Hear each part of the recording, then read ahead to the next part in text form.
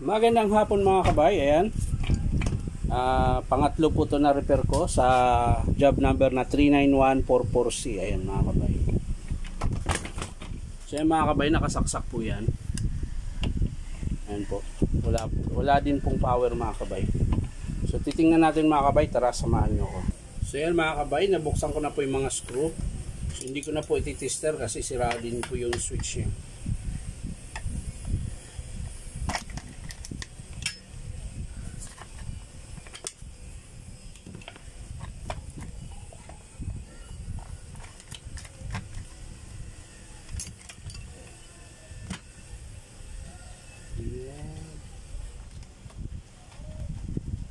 Stock up pala mga kabay, pero wala din power.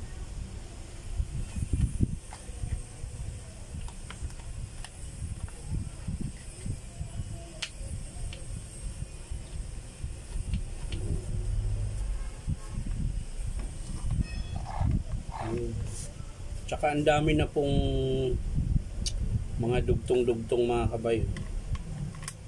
Ginawa na nila ng paraan. Daming dugtong. Tapos hindi talaga yan gagana mga kabay, gawa nung tingnan nyo po yung carbon nila, ang higpit.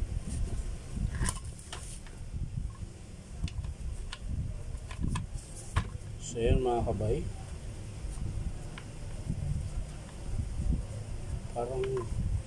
parang dito lang nagkakaproblema sa carbon mga kabay. Nilagay nila masyadong mahigpit. Ayun po, hindi po naglalaro. Matigas, kailangan mo pang itulak. Hindi kaya ng spring itulak. Ayun.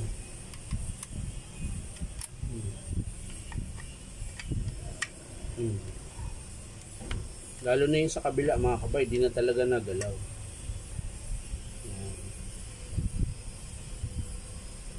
So titingnan natin mga kabay kung mapaandar natin to mga kabay. Ayusin ko lang po yung brass holder nya.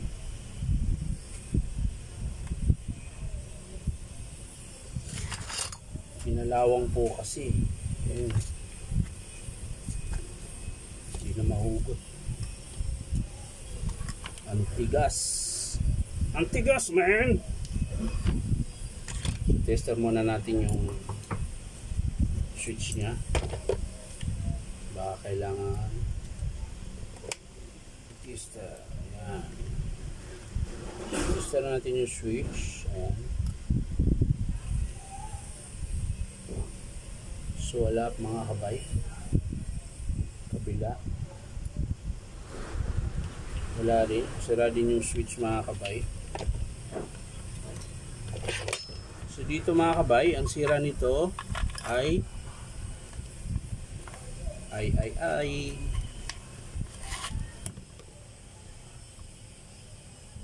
Garo din natin mga kabay, baka magmintis tayo.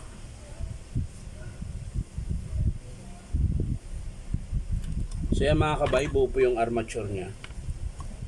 Buo rin po yung field coil mga kabay. Ayan.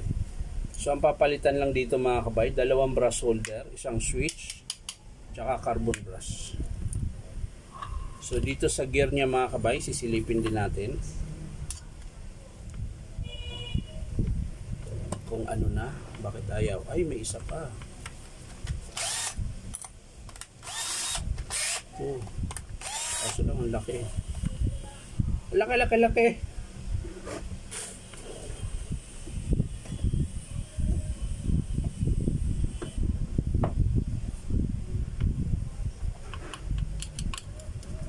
Yun.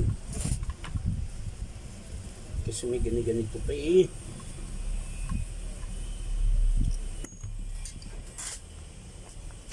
Yun.